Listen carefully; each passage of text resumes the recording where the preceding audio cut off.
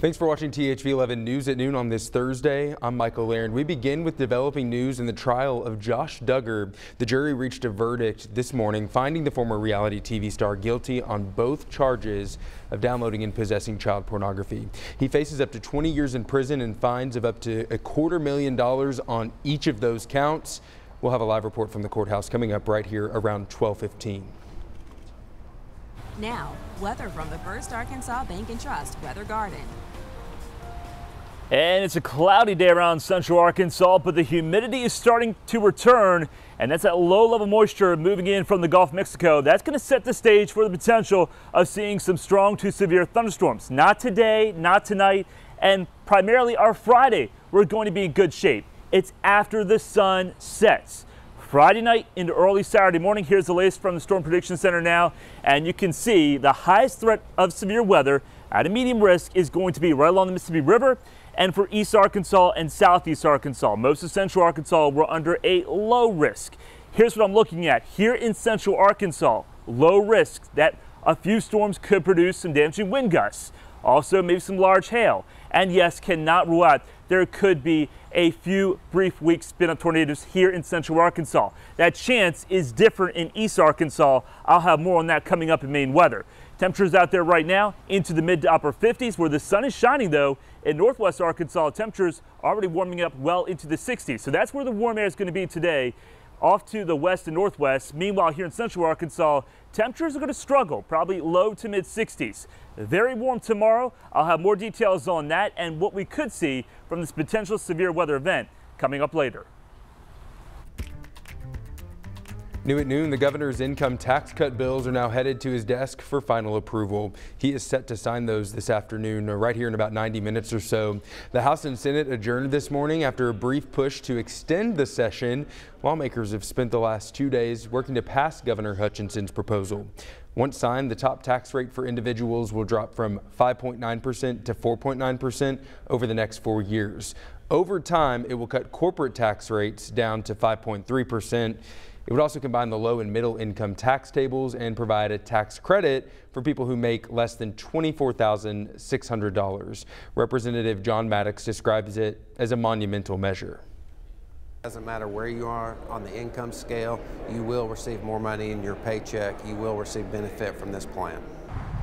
But the cuts are not without their opponents. Several lawmakers say that even though every Arkansas taxpayer will benefit from this, the benefit won't be as impactful to many lower income families. We'll hear from the governor as he signs the bill into law. It's coming up tonight on THV11 News at 5 and 6. This afternoon, we're learning more about the Little Rock Police Department's efforts to reduce violent crime in the city. In partnership with the U.S. Marshals, the department just completed Operation Grinch, as it's known. Police Chief Keith Humphrey says it focused on the city's most violent criminals. The operation resulted in 11 arrests and a total of 23 federal charges. Those include aggravated assault, discharge of a firearm, battery, and more. I want to make sure everybody understands that these arrests were made without any uses of force. I think that's important that we were able to arrest these violent individuals and our efforts were de-escalated. The chief says he believes the recent arrests of 2 other people has led to a pretty significant decrease in robberies. With the Delta variant pushing up COVID hospitalizations and the Omicron variants, threatening more problems, the Biden administration is taking new steps to protect Americans. Bradley Blackburn has the latest on today's developments. In the fight against COVID-19, the FDA has authorized booster shots for almost 4 million 16 and 17-year-olds. If you get the booster, you're really in good shape. Adding teens could help lagging booster shot rates. Only 26% of eligible Americans have gotten the booster so far. Just over 24% of those who can get the vaccine haven't gotten a single dose. With the new Omicron variant threatening, health experts say there's even greater urgency to take whatever steps possible to protect yourself. Unless we really double down on what we're doing, we could see an increased spike that goes even higher than that as we get deeper into December and January. Pfizer says its additional booster shot increases protection 25-fold against the new variant. At first we were skeptical about do we need it or not, but once we heard there was another variant out there, there's no taking chances. For now, it is the Delta variant causing the most U.S. infections. 4 states are currently seeing record hospitalizations compared to any point during the pandemic. Bradley Blackburn, CBS News, New York. Here in Arkansas, hospitalizations are at their highest since mid-October. 440 people are in the hospital, up nearly 100 just in the last 2 weeks. But there's some good news to report this afternoon. There does appear to be some early signs of a downward trend. We'll keep an eye on that. But lagging behind that is an upswing in the number of deaths. 20 more deaths were reported in Arkansas on Wednesday. That pushes our daily average above 10 for the first time this month. In other news this afternoon, a 3-year-old boy in Pine Bluff is dead after a fire that investigators say likely started with the space heater. As many continue to heat their homes this winter, THV11's Sarah Herbakowicz shows us how the local fire department is sharing safety tips to prevent dangerous situations in the future. A message of heating safety hitting close to home here in Pine Bluff after fire crews responded to a space heater fire yesterday that turned fatal. It's a tough situation for everyone involved.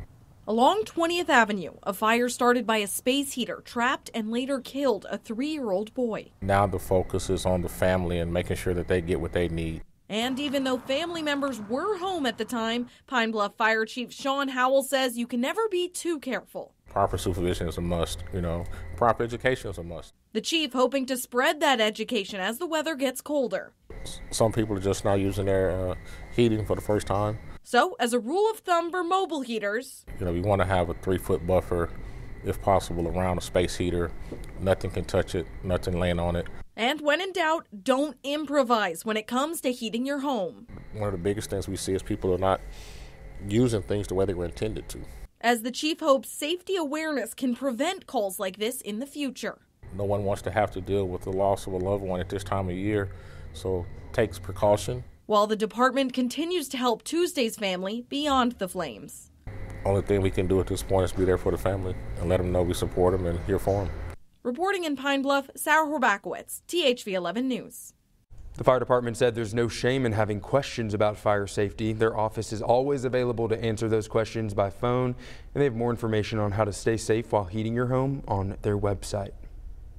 The new North Little Rock Justice Center is almost ready to welcome the city's police force. That center, you've probably seen it, just off of Interstate 40, will consolidate what is now a pretty spread out police department. Officers, district courts, IT departments, public meeting rooms are all included in this. They'll all come together, and there's also space for special ops vehicles and training facilities. Former police chief Mike Davis says putting everyone under one roof is a needed upgrade. Emails are great, phone calls are great, but whenever you're in a group of people and a conversation starts about a crime that happened or a traffic issue that's going on, they can exchange ideas, exchange information that sometimes they're so disjointed they can't do that. You might be wondering why we talked to the former police chief. Well, that's because he was a big proponent of this project and helped push it through. The city held a ribbon cutting for the new center this morning, but there are still a few finishing touches to add before it can welcome the police officers who will work there.